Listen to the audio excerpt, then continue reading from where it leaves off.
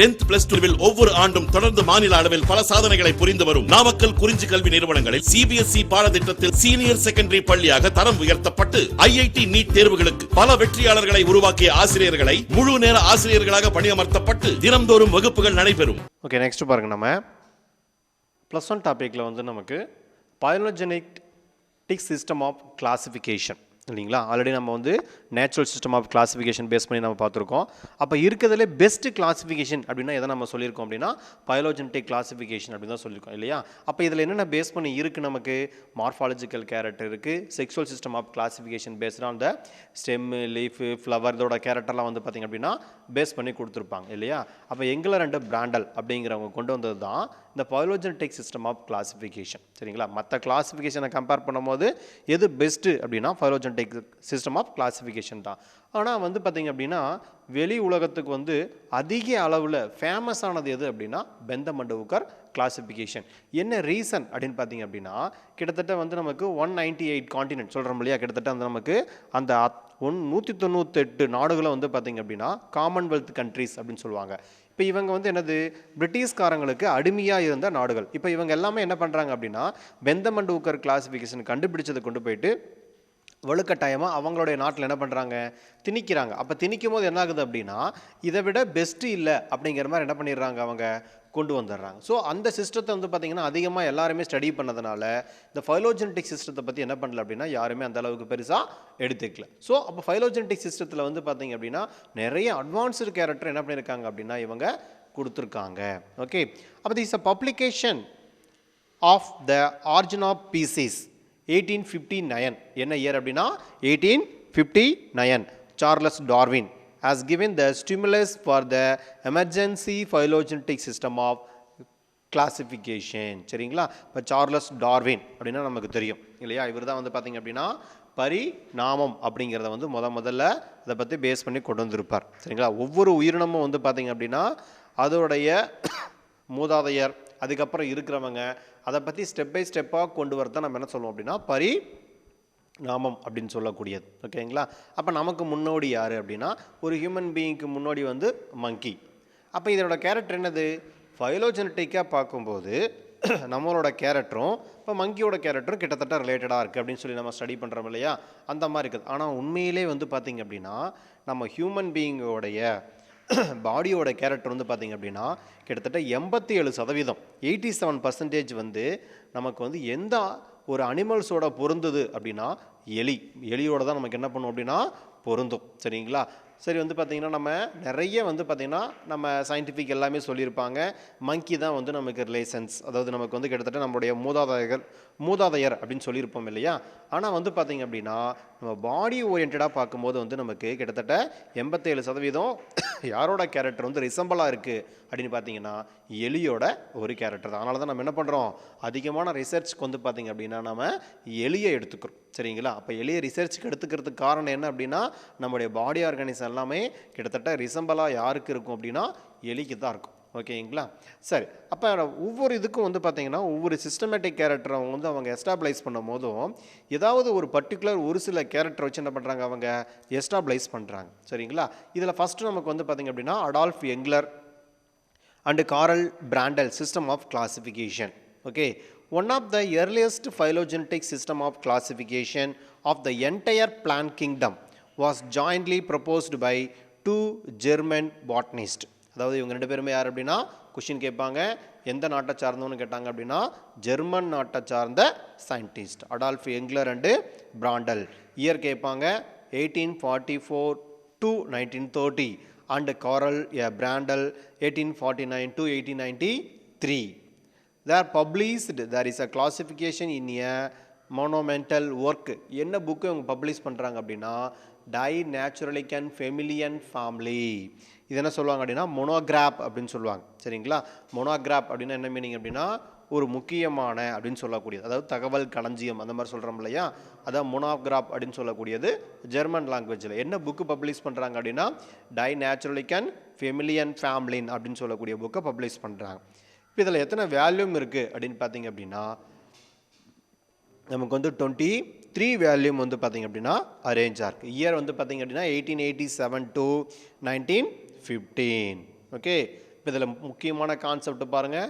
Origin of species by Charles Darwin 1859. Adolf Engler and Karl Prantl system of classification. Adolf Engler 1844 to 1930, Karl Prantl 1849 to 1893. என்ன புக்குன்னு கேட்பாங்க. Book என்ன book அப்படின்னா டைநேச்சுரலிக் and ஃபெமிலியன் ஃபேமிலின். அதுக்கப்புறம் வேல்யூம் கேட்பாங்க. 23 volumes வந்து பார்த்தீங்கன்னா அரேஞ்சாக இருக்குது. அப்போ this a system of classification the plant kingdom was divided into the 13 division. எத்தனை டிவிஷன் கொடுத்துருக்காங்க அப்படின்னா இதில் வந்து 13 டிவிஷன் கொடுத்துருக்காங்க. The first 11 divisions are thallophyte. அது என்ன தேலோஃபைட் அப்படின்னா தேலஸ் இருக்கக்கூடிய கேரக்டர் தான் நம்ம என்ன சொல்லுவோம் அப்படின்னா தேலோஃபைட்டுன்னு சொல்லக்கூடியது.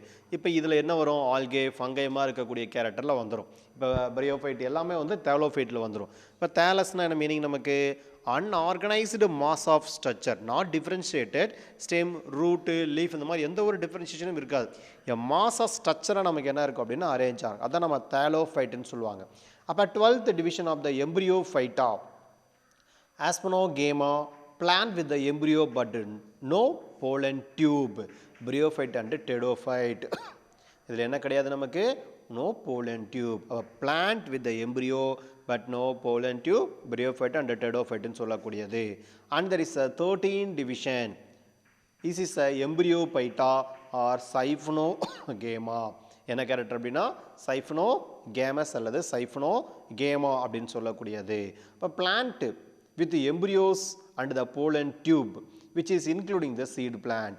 அப்போ சைப்னோகேமஸ் அப்படிங்கிற கேரக்டரில் என்ன இருக்குது, பிளான்ஸோட எம்பிரியோ போலன் டியூப் ரெண்டுமே இருந்து அதுக்கு என்ன பேர் அப்படின்னா சைஃபனோகேமஸ் அல்லது சைஃபனோகேமஸ்ன்னு சொல்லுவாங்க. அப்போ இதோட இன்க்ளூடிங் என்னது, சீடு பிளான்ட்டு இன்க்ளூட் ஆகுது. அப்போ சீடு பிளான்ட் எது நமக்கு டெடோஃபைட்டோட ஒரு சில பிளான்ட் வரும்.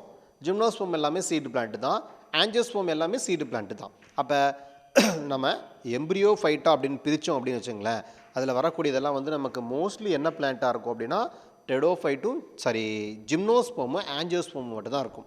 ஜிம்னோ அப்படின்னா என்னது, நமக்கு நேக்குடு ஓப்பன் சீட் அப்படின்னு சொல்லுவாங்க. Naked seed and naked ovule அப்படின்னு சொல்லக்கூடிய கேரக்டர் வந்து ப்ரெசண்ட்டாக இருக்கும். ஆஞ்சியோன்னா box, closed seed and closed ovule அப்படின்னு சொல்லக்கூடிய கேரக்டர் நமக்கு என்ன இருக்குது அப்படின்னா ப்ரெசண்ட்டாக இருக்கும். அடுத்தது செகண்ட் ஒன் ஆர்த்தர் கிரான்குஸ்ட். அடுத்தது யார் நமக்கு அப்படின்னா author கிரான்குஸ்ட் 1919 to 1992. An Emisian American taxonomist proposed the phylogenetic classification of the flowering plants based on the wide ranges of the taxonomy character including anatomical and the phytochemical character. அப்போ இதோட சேர்த்து அவர் என்ன character கொண்டு வந்திருக்கார் அப்படின்னா அனாட்டமிக்கல் கேரக்டரும் phytochemical கேரக்டரை கொண்டு வந்திருக்கார். சரிங்களா? அப்போ என்னென்ன கெமிக்கல் சப்ஸ்டன்ஸ் எல்லாம் இன்வால்வ் ஆகுதோ அதோட கேரக்டர் என்ன பண்ணியிருக்காங்க, அவங்க பேஸ் பண்ணி கொண்டு வந்திருக்காங்க. அப்போ this a phylogenetic important as a presented is a classification in 1968 வந்து பார்த்தீங்க அப்படின்னா this book titled the evolution and the classification of flowering plants. என்ன புக் அப்படின்னா the evolution and the classification of flowering plants அப்படிங்கிற புக்கை வந்து author கிரான்குஸ்ட் அப்படிங்கிறவர் publish பண்ணுறாரு. is a classification the broadly based on the principles of phylogenetic. எதை கேரக்டரை base பண்ணியிருக்கு அப்படின்னா பைலோஜெனட்டிக் கேரக்டரை பேஸ் பண்ணி தான் இருக்குது. that find acceptance with a major contemporary to the authors. அப்போ இந்த ஆத்தர் என்ன பண்ணியிருக்கார் அப்படின்னா இதில் நிறைய எக்ஸ்ட்ரானரி ஒரு சில கேரக்டர்லாம் என்ன பண்ணியிருக்காரு அப்படின்னா உள்ளுக்குள்ளே இன்க்ளூட் பண்ணியிருக்காரு. சரி, இதில் வந்து பாருங்கள் நம்ம கிளாசிஃபிகேஷனில் எங்க்லர் அண்ட் பிராண்டல் கொடுத்த கிளாசிஃபிகேஷன் கொடுத்துருக்காங்க. இதில் வந்து ஃபஸ்ட்டு நமக்கு வந்து எம்ப்ரியோஃபைட்டா என்ன டிவிஷன் கேட்பாங்க. டிவிஷன் நமக்கு என்னது எம்ப்ரியோஃபைட்டா அல்லது சைஃபனோகேமா அப்படின்னு சொல்லக்கூடியது. ஏன்னா இது சீடோட கேரக்டரும் பேஸ் பண்ணியிருக்கோம் இல்லையா. அப்போ சீடு பிளான்ட்னால என்ன சொல்லியிருக்கோம் உங்களுக்கு, ஜிம்னோஸ்போமும் ஆஞ்சியோஸ்போமும் தான் சீடு பிளான்ட்டு. அப்போ எம்ப்ரியோஃபைட்டாங்கிறது டிவிஷன், அதில் இருக்கக்கூடிய சப் டிவிஷன் என்ன அப்படின்னா ஜிம்னோஸ்போம் அண்ட் ஆஞ்சியோஸ்போம். ஓகே, அப்போ சப் டிவிஷன் பார்த்துட்டோம். அப்போ சப் டிவிஷனில் அடுத்தது வந்து ஆஞ்சியோஸ்போமுக்கான சப் டிவிஷன், ஜிம்னோஸ்போமுக்கான எந்த ஒரு சப் டிவிஷனும் கொடுக்கல. அதனால் ஆஞ்சியோஸ்போமுக்கான சப் டிவிஷன் பார்த்தீங்க அப்படின்னா கிளாஸ் மோனோகாட்லிடன், இதில் வந்து கிளாஸ் டைகாட்லிடன். இதில் மோனோகாட்லிடனை பொறுத்த வரைக்கும் 14 ஆர்டர்ஸ், டைகாட்லிடனை பொறுத்த வரைக்கும் 44 ஆர்டர்ஸ். இப்போ டைகாட்டில் நான் திரும்ப என்ன பண்ணுறாங்க, 2 கேரக்டராக பிரிக்கிறாங்க. அதாவது ஆர்கி கிளைமேடியே மெட்டா கிளைமேடியன்னு பிரிக்கிறாங்க. அதாவது ஏ பெட்டலே சிம் பெட்டலேன்னு சொல்லக்கூடியது. ஓகே சரி, அப்போ ஆர்கி கிளைமேடியே அப்படிங்கிறது ஏ பெட்டலே இல்லையா. இதில் திரும்ப என்ன பண்ணுறாங்க, நமக்கு வந்து ஒரு 3 கேரக்டராக டிஃப்ரென்ஷியேஷன் பண்ணுறாங்க. Corolla polypetalous, perianth single or double, included 33 orders, 201 family. என்னென்ன கேரக்டர் நமக்கு, corolla polypetalous, perianth single or double, included 33 orders, 201 family. Monochlamydeae அப்படின்னு நம்ம எடுத்துகிட்டுன்னு வச்சுங்களேன். இதை நம்ம என்ன சொல்லியிருக்கோம், இந்த இடத்துல வந்து சிம்பெட்டலை, மோனோக்ளைமேடியாவுக்கு என்ன பேர் அப்படின்னா, சாரி மெட்டாக்ளைமேடியாவுக்கு என்ன பேர் அப்படின்னா சிம்பெட்டலேன்னு சொல்லக்கூடியது இல்லையா. இப்போ இந்த இடத்துல நமக்கு வந்து கொரல்லா, கேமோபெட்டலஸ், பீரியாந்த் இந்த 2 வேர்ல்ஸ், பீரியாந்த் எப்படி இருக்கு அப்படின்னா 2 வேர்ல்ஸாக இருக்கும். இப்போ கேமோபெட்டலா நமக்கு என்ன அர்த்தம், க்ளோஸ்டு, அதாவது நமக்கு நெவர் ஓப்பன் அப்படிங்கிறத நமக்கு இந்த இடத்துல கேமோபெட்டலேன்னு சொல்லுவாங்க. இப்போ பீரியாந்த்னா என்னது, நாட் டிஃப்ரென்ஷியேட்டட். இந்த இடத்துல கேலிக்ஸ் கொரலா அந்த மாதிரி நமக்கு என்ன இருக்காது, டிஃப்ரென்ஷியேஷனாக இருக்காது. 2 வேர்ல்ஸ் மட்டும் இருக்கும், ஆண்ட்ரீசியம் கெனீசியம் மட்டும் நமக்கு என்ன இருக்கும், ப்ரெசண்ட்டாக இருக்கும். அதுதான் பீரியாந்த்னு சொல்லக்கூடிய character. Including the 11 orders and the 57 family வந்து பார்த்திங்க அப்படின்னா இதில் அரேஞ்ச் ஆகிருக்கும். ஓகே, அப்போ இதை பேஸ் பண்ணி தான் என்ன பண்ணியிருக்காங்க அவங்க, இந்த அவுட்லைன் இங்கிலாந்து பிராண்டல் கிளாசிஃபிகேஷன் கொடுத்துருக்காங்க. கண்டிப்பாக இந்த அவுட்லைன் நமக்கு வந்து 5 மார்க் கொஷனில் கேட்குறதுக்கான வாய்ப்பு இருக்குது. ஃபஸ்ட்டு பாருங்கள், எம்பிரியோபைட்டா சைஃபனோகேமஸ் அப்படின்னு பிரிச்சுட்டோம். ஜிம்னோஸ்போம் சப்டிவிஷன் 1, இந்த இடத்துல ஜிம்னோஸ்போம், இங்கே வந்து ஆஞ்சியோஸ்போம். மோனோகாட்லிடன், இங்கே வந்து dicotyledon. Including 14 orders, including 44 orders. Archichlamydeae, metachlamydeae, இங்கே வந்து apetalae, sympetalae, corolla polypetalous, perianth single or double, included 33 orders. இங்கே வந்து 201 ஃபேமிலி வந்து பார்த்திங்க அப்படின்னா அரேஞ்ச் ஆகிருக்கும். மெட்டா கிளைமேடியை பொறுத்த வரைக்கும் நமக்கு வந்து என்னது, கொரல்லா, கேமோபெட்டலஸ், பீரியாந்த் வந்து 2 வேர்ல்ஸாக இருக்குது. இன்க்ளூடிங் 11 ஆர்டர்ஸ் அண்டு 57 ஃபேமிலி வந்து பார்த்திங்க அப்படின்னா இதில் அரேஞ்ச் ஆகிருக்கும். ஓகேங்களா, இதை பேஸ் பண்ணி தான் நமக்கு என்ன கொடுத்துருக்காங்க அப்படின்னா இங்கிலாந்து பிராண்டல் கிளாசிஃபிகேஷன் கொடுத்துருக்காங்க. அடுத்த கிளாசிஃபிகேஷன் வந்து பார்த்திங்க அப்படின்னா Arthur and Cronquist system of classification. சரியா, அப்போ ஆர்த்தர் அண்ட் கிரான்குஸ்ட் வந்து 1919 to 1992 in emission American taxonomy. இவர் எந்த நாட்டை சார்ந்தவர்னு கேட்டாங்க அப்படின்னா அமெரிக்க நாட்டை சார்ந்தவர். இது அடால்ஃப் இங்கிலாந்து பிராண்டல் அப்படின்னா ஜெர்மன் நாட்டை சார்ந்த சயின்டிஸ்ட்டு. பெந்தம் அண்ட் ஹூக்கர் அப்படின்னா பிரிட்டிஷ் நாட்டை சார்ந்த சயின்டிஸ்ட். ஓகேங்களா, இதில் வந்து நமக்கு அந்த கரோலஸ் லினேயஸ் கேட்பாங்க, செக்ஸுவல் சிஸ்டம் ஆஃப் கிளாசிஃபிகேஷன். அவர் வந்து பார்த்திங்க அப்படின்னா ஸ்வீடன் நாட்டை சார்ந்த ஒரு சயின்டிஸ்ட். ஓகேங்களா, அதோட நேஷனல்லாம் தெரிஞ்சு வச்சுங்க, கண்டிப்பாக அதை பேஸ் பண்ணி நம்ம கொஸ்டின் கேட்பாங்க. இதில் வந்து நமக்கு the American taxonomist propose the phylogenetic classification of flowering plants based on wide ranges in the taxonomy character including anatomical and phytochemical character. இப்போ இன்க்ளூடிங் எதாவது இருக்குது அப்படின்னா அனாட்டமிக்கல் கேரக்டர் இருக்குது, அதோட சேர்த்து என்னது ஃபைட்டோகெமிக்கல் கேரக்டரும் கொடுத்துருக்காங்க. அப்போ அனாட்டமிக்கல் என்னது இன்டர்னலாக இருக்கக்கூடிய கேரக்டர், உள்ளே இருக்கக்கூடிய சைலம், ஃப்ளோயம், வாஸ்குலர் டிஷ்யூ இருக்குது, அதை பேஸ் பண்ணி கொடுக்கக்கூடியதை நம்ம என்ன சொல்லுவோம் அப்படின்னா அனாட்டமிக்கல் கேரக்டர்னு சொல்லக்கூடியது. இதை வந்து நமக்கு ஃபைட்டோகெமிக்கல் அப்படின்னு எடுத்து வச்சுங்களேன். அப்போ கெமிக்கல் சப்ஸ்டன்ஸ், இப்போ பிளான்ட்டில் இருக்கக்கூடிய கெமிக்கல் சப்ஸ்டன்ஸ். அப்போ ஃப்ளவரிங் அப்படின்னா அதுக்கு என்ன ஹார்மோன் தேவை, ஒரு பிளான்ட் ஃபோட்டோசிந்தசைஸ் செய்யுது அப்படின்னு வச்சுங்களேன், அதுக்கு நமக்கு என்னென்ன கெமிக்கல் சப்ஸ்டன்ஸ் தேவை, ரெஸ்பிரேஷனுக்கு என்னென்ன கெமிக்கல் சப்ஸ்டன்ஸ் தேவை, இது எல்லாமே பேஸ் பண்ணி எடுக்கிறது தான் நமக்கு வந்து பார்த்திங்க அப்படின்னா இந்த ஃபைட்டோ கெமிக்கல் கேரக்டர் அப்படின்னு சொல்லக்கூடியது. ஓகே, அப்போ அந்த கிளாசிஃபிகேஷன் வந்து பார்த்திங்க அப்படின்னா இந்த 1968 in his book titled The Evolution and the Classification of Flowering Plants அப்படிங்கிற புக் என்ன பண்ணுறாங்க, பப்ளிஷ் பண்ணுறாரு. அப்போ ஆர்த்தர் கிரான்குஸ்ட் வந்து பப்ளிஷ் பண்ண புக்கு பேருன்னு கேட்பாங்க, the evolution and classification of flowering plants. Is a classification broadly based on the principles of phylogeny that find acceptance with the major contemporary author. அப்போ மேஜராக வந்து பார்த்தீங்க அப்படின்னா இம்பார்ட்டண்டான கேரக்டர் எல்லாத்தையும் என்ன பண்ணியிருக்காரு இவர் எஸ்டாப்ளைஸ் பண்ணியிருக்காரு. சரிங்களா? சரி, அப்போ இங்கே சார்ட்டு பாருங்கள் நம்ம கொடுத்துருக்காங்க. ஃபஸ்ட்டு பார்த்தீங்க அப்படின்னா நம்ம கிளாஸ் கொடுத்தது வந்து நமக்கு இந்த இடத்துல பேஸ் பண்ணி இருக்கிறது. ஃபஸ்ட் ஒன் மேக்னலாப்சிடா கிளாஸ் நமக்கு என்ன அப்படின்னா மேக்னிலாப்சிடா. அடுத்தது சப்கிளாஸில் வந்து பார்த்தீங்கன்னா நமக்கு வந்து தனியாக ஒரு 6 கேரக்டராக டிஃபரன்ஷியேஷன் பண்ணியிருக்காங்க. ஃபஸ்ட் ஒன் மேக்னோலேடியே, ஃபஸ்ட்டு கேரக்டர் நமக்கு என்ன அப்படின்னா மேக்னோலேடியே. செகண்ட் ஒன் ஹேமோமெலிடியே, செகண்ட் ஒன் நமக்கு என்ன அப்படின்னா ஹேமோமெலிடியே. தேர்ட் ஒன் ரோசிடியே, தேர்ட் ஒன் வந்து நமக்கு கேரியோபில்லிடியே. தேர்ட் ஒன் நமக்கு என்ன அப்படின்னா கேரியோபில்லிடியே. ஃபோர்த் ஒன் வந்து டைலினிடியே. ஃபிஃப்த் ஒன் வந்து நமக்கு rosidae. Sixth one asteridae. Sixth one நமக்கு என்ன அப்படின்னா அஸ்டிடியே. இந்த மாதிரி நமக்கு வந்து பார்த்திங்க அப்படின்னா தனித்தனியாக கேரக்டராக பிரிச்சிருக்காங்க. கண்டிப்பாக இதில் வந்து இந்த கொஷின் கொடுத்துட்டு இந்த மேக்னிலாப்சிடாவில் வந்து எது வரல அப்படிங்கிற மாதிரி கொஷின் கேட்கலாம். ஃபஸ்ட் ஒன் வந்து magnoliidae, hamamelidae. Third one caryophyllidae. Fourth one dilleniidae. Fifth one rosidae. Sixth one asteridae. Okay, இப்போ இதெல்லாமே மேக்னீலியாவோட சப்கிளாஸில் வரக்கூடிய ஒரு கேரக்டர். அடுத்தது பாருங்கள் கிளாஸ் லில்லியாப்சிடாவில் வரக்கூடியது.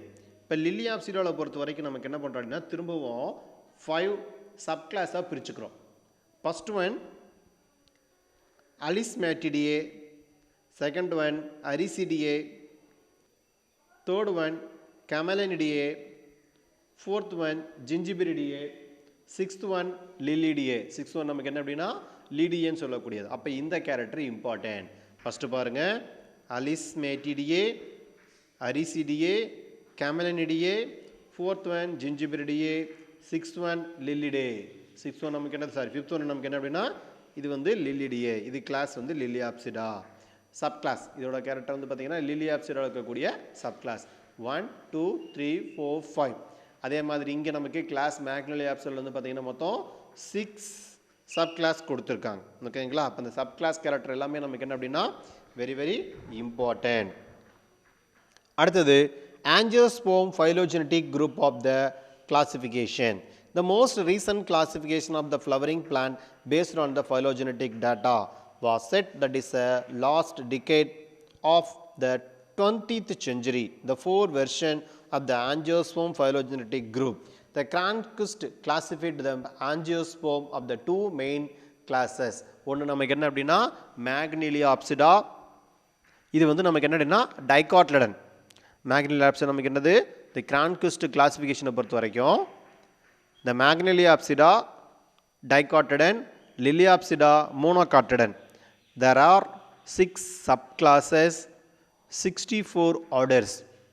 எத்தனை கிளாஸஸ் நமக்கு 6 subclasses இருக்கு, 64 orders. அதுக்கப்புறம் 318 families and about 165,000 species Magnoliapsida.